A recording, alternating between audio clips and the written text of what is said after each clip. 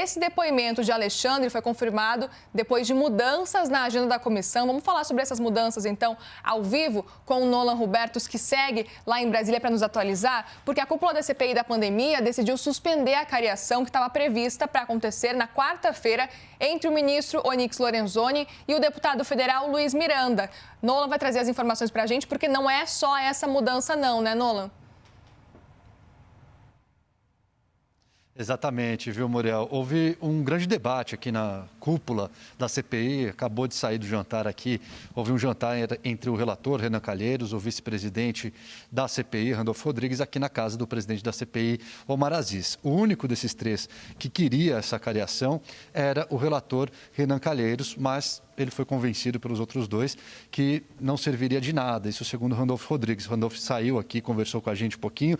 Ele argumentou que, por se tratar de dois parlamentares nessa cariação, o presidente da CPI não poderia fazer nada caso um deles mentisse. Ele disse também que a grande divergência entre eles, entre os dois acariados, entre os dois que participariam da acariação, seria sobre aquele documento, a invoice da negociação com a Covaxin. E ele disse, Randolph, que isso poderia ser resolvido com requerimento, por isso não precisaria dessa cariação. E o grande temor também da CPI, de quem é de oposição e também daquele grupo G7, os independentes, é que o ministro Onyx Lorenzoni usasse a CPI de palco político, como que, segundo eles, fez na última semana o líder do governo, Ricardo Barros. Nessa terça-feira, se manteve, então, o auditor do Tribunal de Contas da União, Alexandre Marques, ele que vai ser ouvido, que é suspeito de ter inserido dados falsos em um estudo do tribunal sobre o número de mortes no Brasil.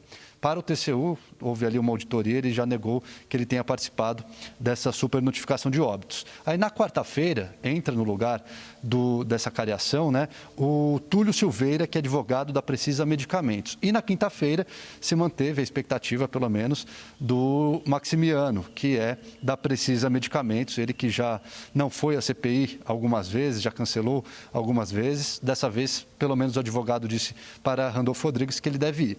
A gente separou um trecho do que disse, então, Randolfo Rodrigues sobre essa suspensão da cariação. A gente vai acompanhar agora. Nós teríamos um evento que talvez fosse animado, mas que teria pouco resultado prático em nível de investigação. Consideramos que é mais eficaz para a investigação nós concluirmos essas duas linhas, esses dois aspectos. Primeiro, terminar a apuração das pontas soltas sobre a atuação da Precisa, que, segundo as informações que temos, não se resume ao contrato da Covaxin. A atuação da Precisa no âmbito do Ministério da Saúde vem diante da pandemia e tem contratos suspeitos, inclusive, no decorrer da pandemia. Não é só, hoje a Precisa não é uma empresa investigada só sobre o contrato da Covaxin.